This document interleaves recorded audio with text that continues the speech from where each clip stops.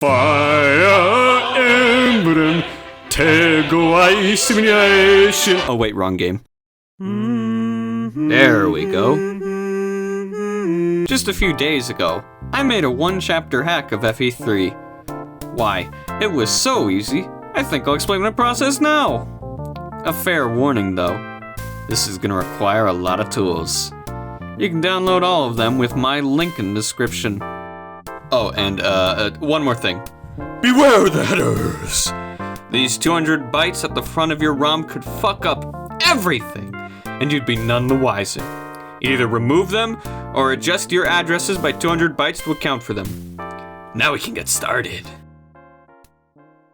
For map creation, we'll be using tiled. The first thing to note is that FE3 does not support custom tile sets as of this writing. Unfortunate, given FE4 and FE5 have had working custom tile sets for years, but the vanilla games will more than suffice for this one and done. First, you'll need PNGs of the game's tile sets. I've linked those in the description, as with everything else. Make a new tile set in tiled. Now, make a map. FE3 has some arbitrary rules to keep in mind. A map's dimensions cannot exceed 32 by 32 tiles, and the map must be a minimum of 15 by 32 or 32 by 15. If you don't reach the maximum length or width requirement, a tremendous and terrible fate will befall the world.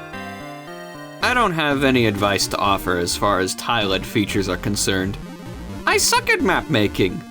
Look at how ugly this thing was before I begged Flasubin to make it prettier for me.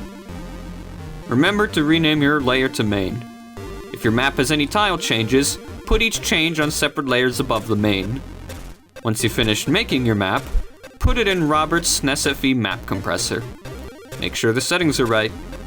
Now we have to go through the pain of actually inserting it. Trying to comprehend how FE3's map addresses work made my head bifurcate, so I'll spare you the details and instead show you my patch file. The first 2 bytes are the map palette and tile set. 05 and 07 are the volcano palette and tile set. I haven't memorized the others, but the nightmare modules I've included should act as a good enough reference. The last 2 bytes are the boundaries of the map. You can customize these in case you want to have a smaller playing field, while still adhering to the 32 tile length/height requirement. Next is the map's location in ROM. This is set to Book 1, Chapter 1's address, but you could theoretically replace any map in the game, or even swap which map loads in each chapter, provided you know the addresses. I experienced pain beyond the bounds of my flesh in an attempt to understand the process, and you can too, with the documentation I've linked below. The next file. In 1.1's opening event, we see the pirates move from the houses to their positions on the map. Likewise for Marth and his army. In other FE games, editing pre-map movement is a simple matter. You have X and Y coordinates for where you start, and coordinates for where you go. 4 and 5 have commands to change the speed at which units move, but for gameplay's sake, this isn't a concern. Not so with FE3, which uses 7 different byte commands for this.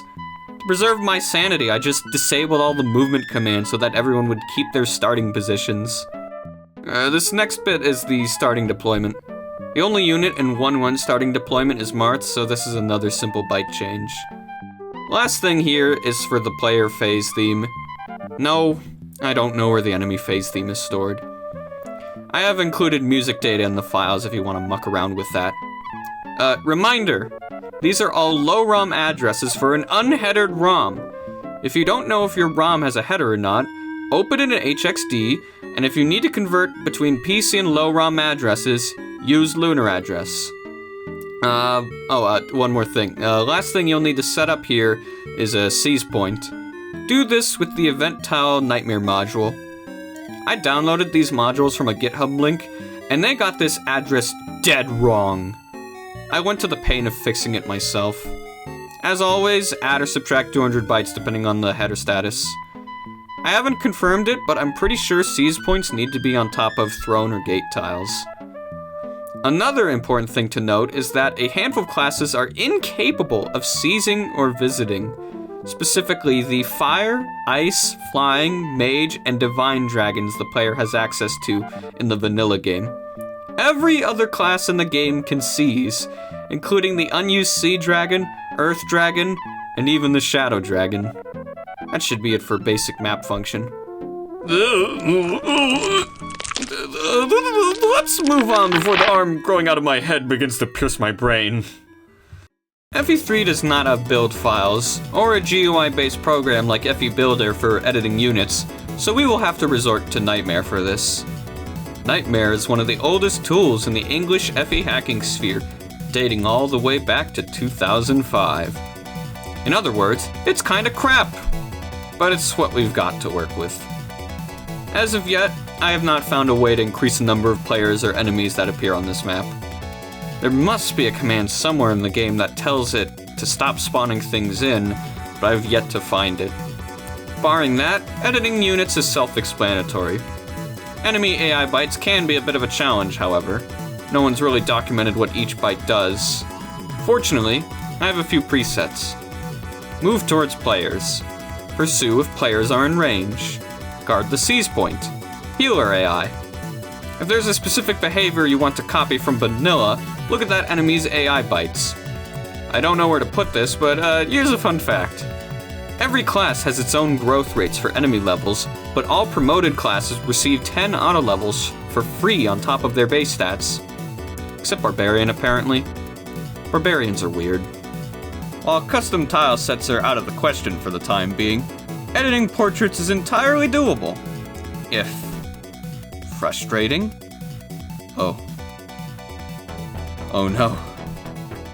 I can feel it wash over me like a deluge of pain. By my sword! This is suffering I thought immaterial! I scoured the world as best I could. Alas, no one had documented the portrait addresses. They weren't on any Serena's post. They weren't included in Nightmare. Japanese tools I dug through made mention of them, but only to say that they were not included to save space. Then where are they? When all hope was lost, I found salvation in the place I least expected. Fucking vyland emblem.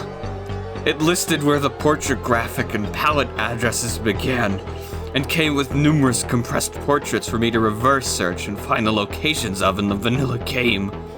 Still, documentation proved laborious, excruciating, defiling, maddening! I was doing one-byte edits trying to pinpoint Sita's Book 1 portrait address and hex.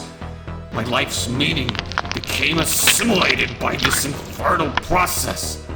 My growth was unprecedented. Countless gnarled limbs entrenched themselves in every inch of my form. My body was made anew, and yet still burdened with old knowledge. For whose sake was this carried out? I could not be the first to write this down. Indeed, I felt this hollowing premonition that those who transcribed the portrait addresses for this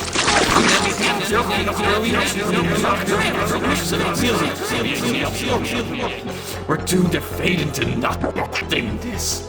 I was pushed to the brink many more times, but I did what was necessary. I leave the rest to whoever finds my will buried in the flow of time. I'm finally laid to rest at the pit of man's fears and the summit of his knowledge. What's this? Seems to be a list of portrait addresses. Well, you know what they say when life gives you lemons. Making a portrait is a simple affair. Start with an 80 by 64 image. The left side of your portrait is 48 by 64 pixels, and the right is your mouth frames, which are 32 by 16 pixels each. The mouth frames occupy this spot here on the left edge. The FE5 portrait hacking tutorial I found among these nodes operates pretty much the same way. The key difference is the background color. Mystery of the emblem portraits have solid color backgrounds. Usually they're dark blue. but there are exceptions. After you've finished, format your portrait into a 128 by 32 image and open it in SNES GFX. Unclick everything save for arrange colors and save on image folder, if you care about that. When you click save, the program will prompt you to reorder your colors. Click the blue or whatever your background color is and put it in as the last color in your order.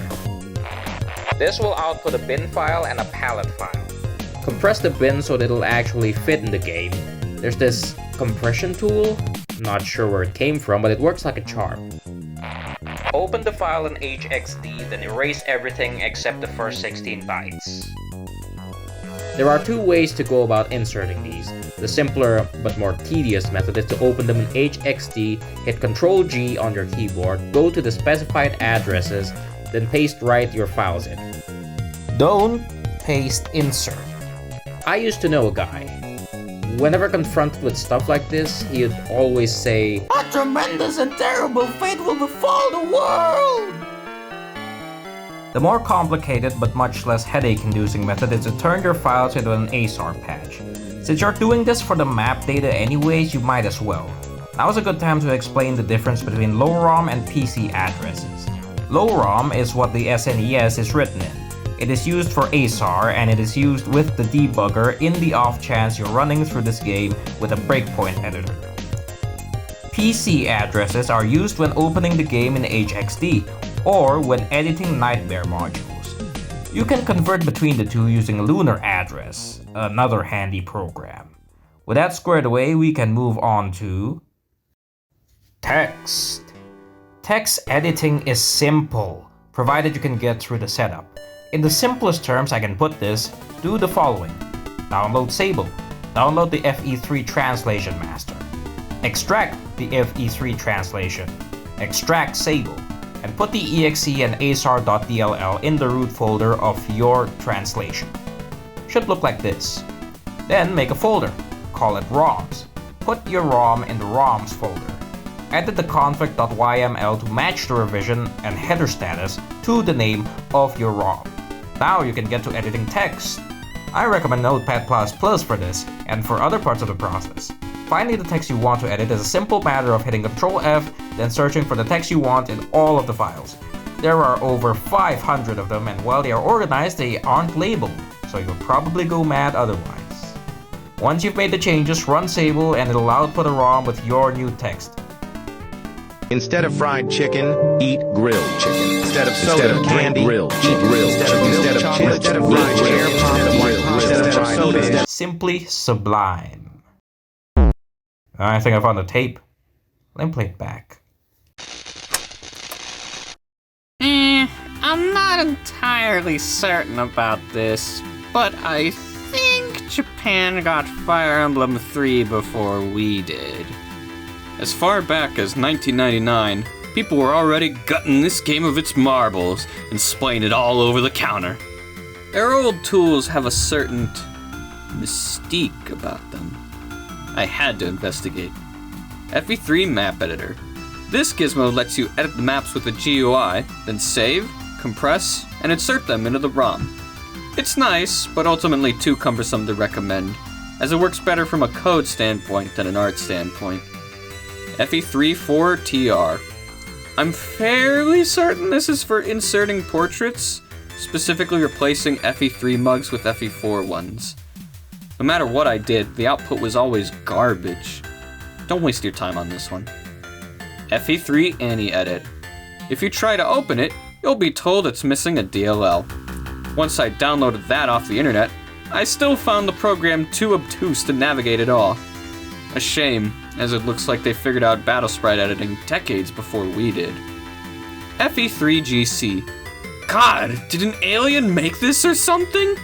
Why is the font like that? I think it's a compressor, but there are other compression tools in this pile that do that better. FE3L. I think this is a pointer editor? Either way, it was completely incomprehensible to me. FE3 Map. What is this? What the fuck is this? FE3 Save. An all-around useful tool. Open up a Mystery of the Emblem save file, and you can edit the stats and item of every character in your army, the map you're on, the whole shebang. Bit slow for debugging, but I think it'd be great for a silly challenge run or something. Sterling. I think this is supposed to be the Japanese equivalent of HXD. Interesting, but largely superfluous today. Everything else is stuff we're already working with, like IPS tools and Nightmare. All in all, an interesting time capsule of ROM hacking in the late 2000s. Some of these tools hold up really well, some not so much. Even with help from a Japanese friend to read the buttload of kanji I didn't recognize, these tools were frustrating to figure out, which is a shame because there is some genuinely useful information to extrapolate here. That takes care of that. Once I've figured out the portraits, this tutorial will be ripe and ready. I'll be all like, the most important thing is to have fun. Make the hack of your dreams. Go out there and land the big one. Something that expresses the joy of creation. What a loser.